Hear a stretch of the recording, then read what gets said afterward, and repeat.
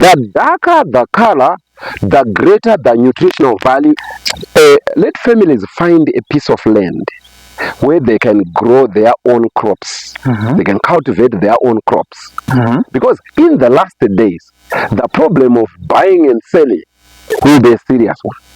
If you dip your finger in African soil, it will begin to grow roots. So my name is Pardon Mugari. Some of you already know me, that I am a passionate farmer. I enjoy farming a lot, and we do a lot of things. Buckwheat, beekeeping, tree grafting, tree care, fruit tree growing, and so forth. So today I want to show you one other crop that we've been running with for quite some time now, and this is cassava. First of all, I would like to tell you that personally, the things that we do here at Valley Hill Farm are driven by a few basic principles which derive from the Bible. I have personally noted that the struggles for food that mankind is engaged with at the moment are not God's intention. They have not been. God would have us have plenty of food, because when He created the world, when He created mankind, He first of all created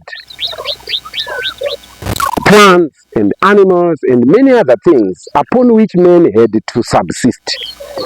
So, if you check the Bible, Genesis, the book of Genesis, God says, "Be fruitful and multiply, subdue the earth, have dominion over the fish of the sea, over the birds of the air, and over every creeping thing." So God basically expects us to follow that great command which He gave to our forefather Adam and Eve, that we should have dominion, we should subsist from the things that He created. So we are driven by these basic principles ourselves, that God doesn't really want us to struggle. The reason why humanity is struggling to find food is because humanity has basically lost the bearings that God has given. And one of the things that I personally would like to do is to encourage my fellow Zimbabweans, my fellow Africans, that it's time we went back to basics. Going back to basics regarding farming. I want to tell you some very exciting things about this crop called cassava. Now, we grow a special type of cassava here, whose seeds we got from Ghana. Okay, there are a huge variety of different variety of cassava in Zimbabwe and in the world. Just like there are a huge variety of maybe maize and other crops. But this cassava that I want to share with you, that we've been growing here since 2012, is a special type of cassava that came, which we got from Ghana. Now, this cassava is special in the sense that it does not have the cyanic acid. Okay, there are types of cassavas that are very poisonous. If you break a cassava stem like this one, some people actually will advise you that if you eat this little central piece, you will die because it's poisonous. Well, yes, there are certain cassava types of varieties of cassava that are poisonous, but this one is not. This one is a high-yielding type of cassava. Now, I want to tell you this because my heart is burdened when I find people having no food. So cassava is basically a huge source of starch, mineral salts, and other compounds that are needed by the body. Now, and cassava is not difficult to grow. It's almost you grow cassava at zero cost. You see, this small portion of cassava crop we've got actually a much bigger portion, pieces of land where we have put we have grown cassava, and we're supplying ambare msika with cassava flour, or what we call tapioca. Back then, if you went to Mbare Musika, you would notice that the cassava flour that they were selling there, they imported it from Zambia, because Zambia is a major producer of cassava. But now we are supplying Mbare with tapioca or cassava flour. We need cassava flour because we combine it with buckwheat to produce gluten-free bread. Okay, so these things go hand in hand. You know, like I told you, at this farm, we say, look, God never wanted us to struggle. That's why God created certain crops that would not need any labor. Now, this is what we do to plant cassava. We just go to a cassava plantation and we break some stems, just the size of maybe just 10 centimeter cassava stems, like this one and this one. So this is already seed. And this one, okay, just 10 centimeter length of cassava stems. And then we bury it in the ground, okay? We dig and then we bury it in the ground. So this plot of cassava, no watering was needed. No fertilizer needed. It's just putting these stems in a trench in the ground. And the next time you come, it's to harvest. And when you come to harvest, look at this. Let me just show you. So what we do here, we peel this, the skin. And it's easy to peel. We actually use knives to peel the outer skin.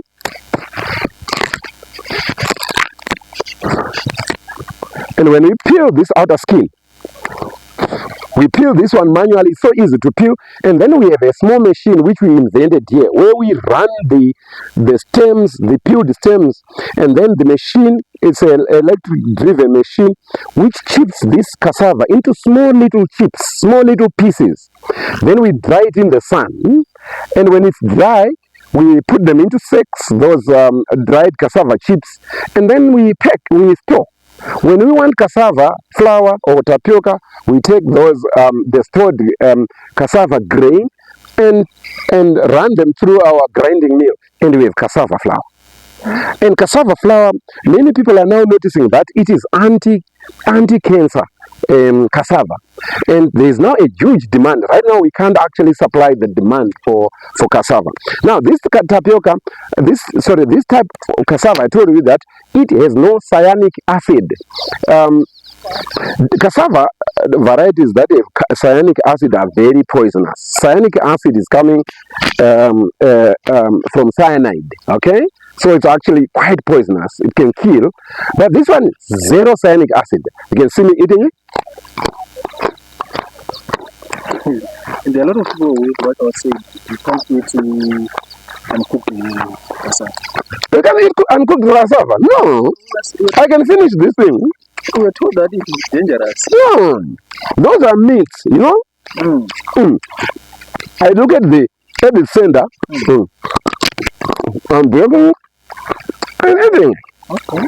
And it's very tasty. It's so nice. Okay. So we sell the cassava, fresh cassava tubers, and we also sell the tapioca flour. Now, I want to say to you, fellow Zimbabweans,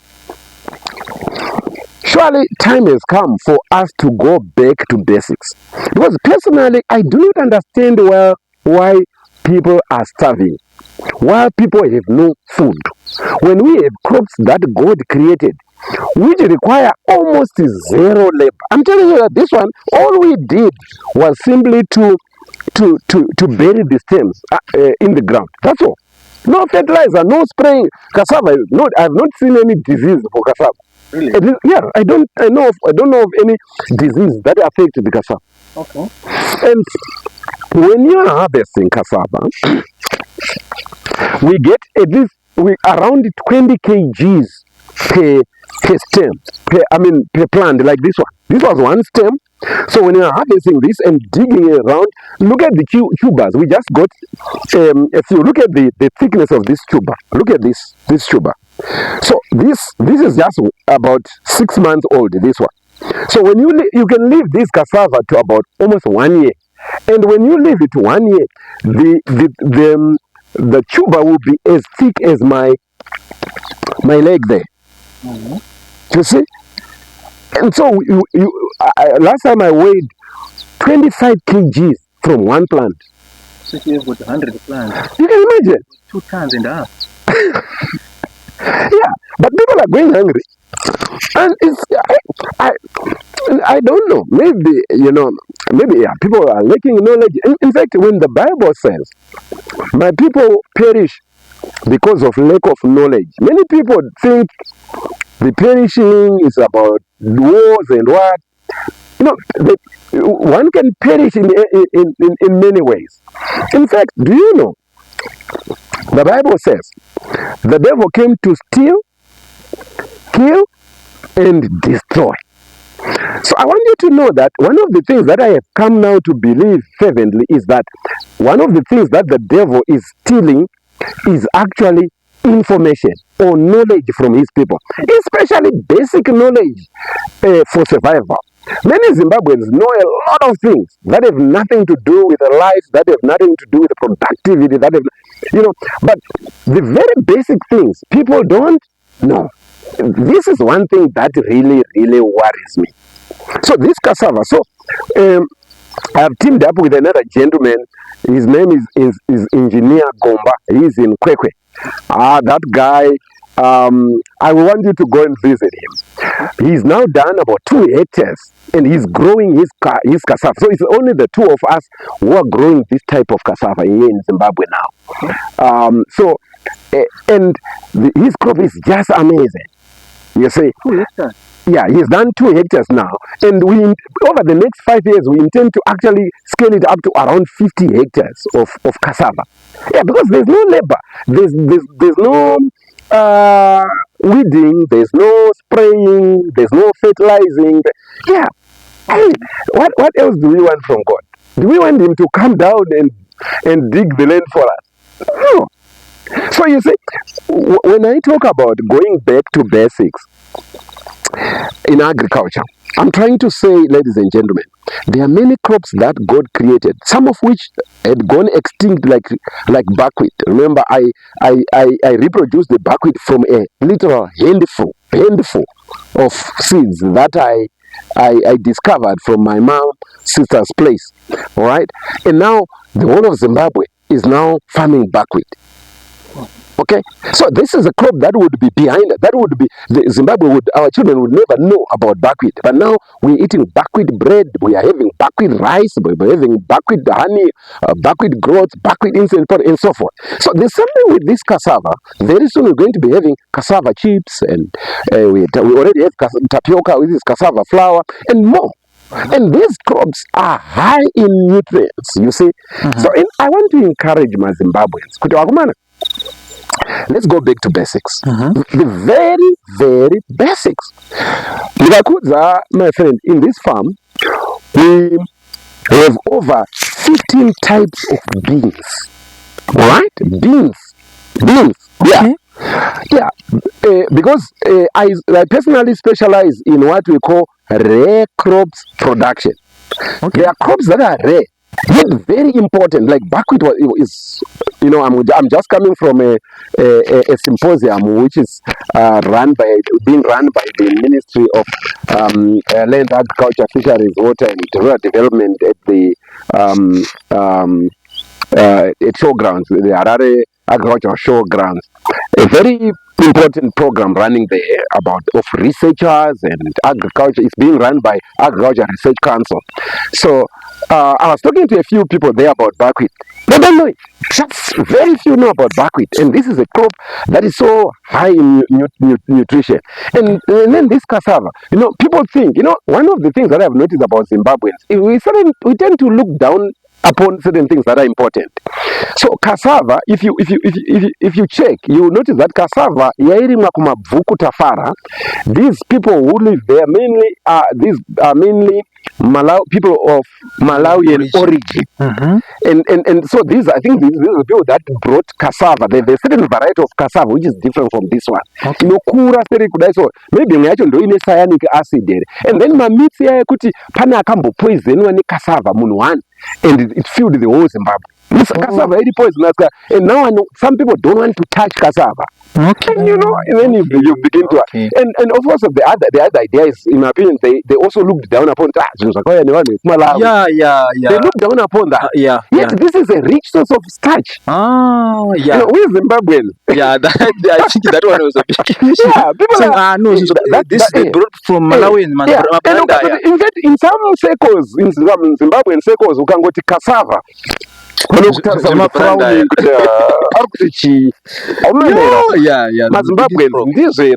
I think we just need to wake up. Let me tell you something. Climate change is real.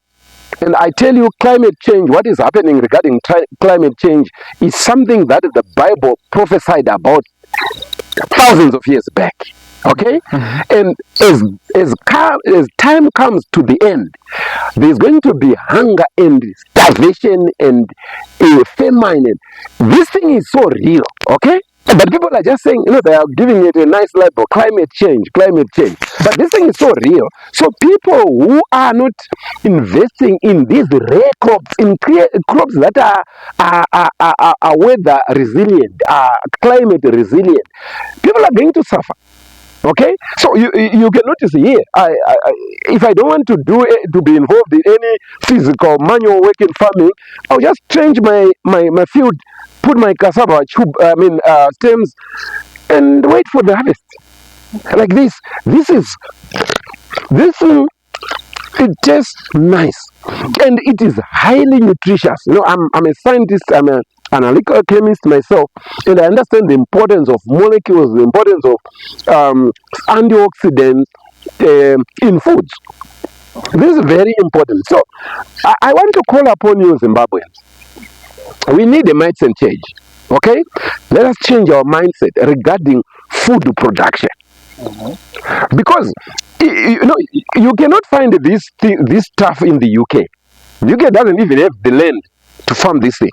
But they will need this because of its special nutritional value found here in Africa, where our soil, soil is a living organism.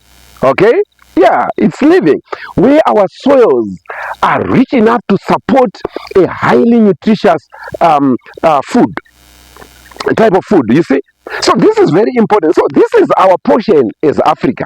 Our portion as Africa, which God handed to us, is food production for the world. We should supply food to you. Imagine each one of us just growing 1 hectare, or subsistence farmers I'm talking, 1 hectare of this cassava. Commercial farmers putting up 100 hectares, just putting these tubers, just putting these stems. And then after 6 months or a year, you are getting tubers that are 20 kgs from one plant, from this stem. After putting nothing. I mean, what more do you want? I mean, what can you ask God for?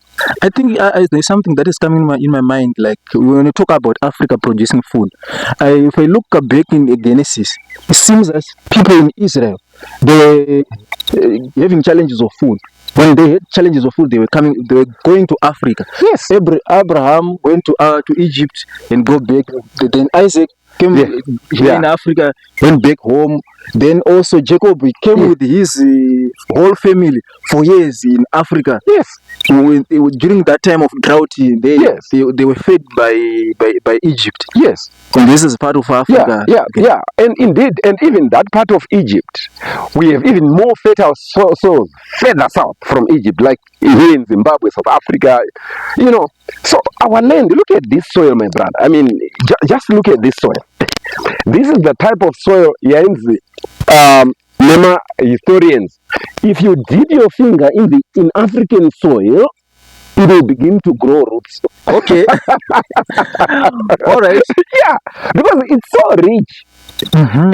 Do you know, maybe inini dzimwe nguva ndofunga ngati maybe inini maonero andiri kuita ari kusiyana nevamwe sei. Because sometimes it's a real burden of my heart kuti my fellow Africans havasi kuonawo zvandiri kuona. Maybe imhaka yekuti ndogara kuno kuma-farms here handigari mutauni, saka masangano opena kune zvinhu zvakaita iyo zvema-crops and so forth. Because I can't believe why we should starve. We have people who are starving. Yeah, this is starch, rich source of starch.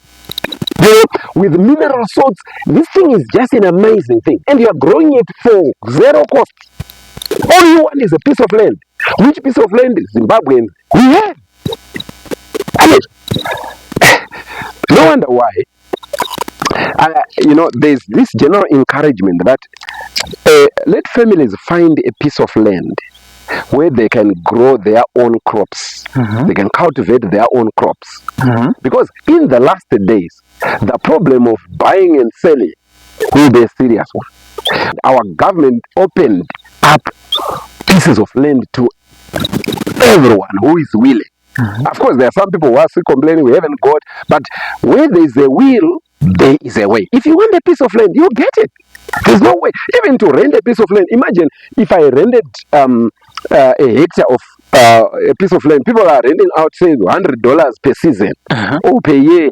Maybe say $200 per year, $200 per hectare. I plant my cassava, and when I'm harvesting this cassava, you know how much we're selling tapioca?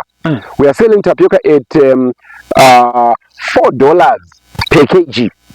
$4 per kg cassava flour, and actually it's quite cheap. Go to other shops where it's actually more. $4. After getting 20 kg from one plant. That 20 kg is after drying? No, the tubers. The 20 kg is the tubers. Not after drying. After drying, maybe it goes back to around, say, 12 kgs or so. Okay? But if you or even 15, because, I haven't really measured the water content when you dry. But, the very fact that you have not put any money into it, you just drop some farrow in the ground and place your stems there, and they germinate. Because like if you want to plant now we are in May, in June, almost June. You just need a little watering so that the stem can begin to germinate, because they start shooting here on this, right? You see. So once this stem puts down some roots, it's fine. It will take care of itself. The whole dry season. The whole dry season. And then when the rains come, grow very fast, start putting up tubers. And you're done. If you have a little irrigation, then you fasten the whole process. Like my friend, engineer Dr. Gomba, he's irrigating his crop. I intend to actually visit him in Kwekwe in the next two weeks or so. Inspiring. This is what Zimbabweans should be doing. Zimbabweans, let's wake up. Let's wake up. Let's just go back to basics and say, look, what is it that God has created? What is it that used to be there that has gone extinct? Like I was telling you, we have 4 types of beans. 15 types of beans. And when you're buying beans, generally this is the rule of thumb when you are eating food, or when you want to buy food, or when you get into a grocery shop or in a farm supply shop, you want to buy beans. You have white beans and you have black beans on the extreme end, and then those in between, red and brown and what and yellow and what. So for foods, the rule of thumb is the darker the color, the greater the nutritional value in terms of phytochemical compounds. Okay? So when you're talking about food, go for the darkest colors. Because dark colors are mainly made up of compounds that are themselves phytocompounds, that are antioxidants. So if you're looking for beans, for example, you go for the black beans. Okay? And if you want nutrition, if you want the least nutrition, go for the white beans. And those in between. So that's interesting. Okay. Subscribe to Mr. Lonag right now, right here, wherever you're watching. He's the best YouTuber right now. He's the new superstar. Peace out. Thank you. Zimbabwe. Let's go, yo. Tiriba wendo famba inenyu when you mlonak. Hit that subscribe. Don't miss it. Oh.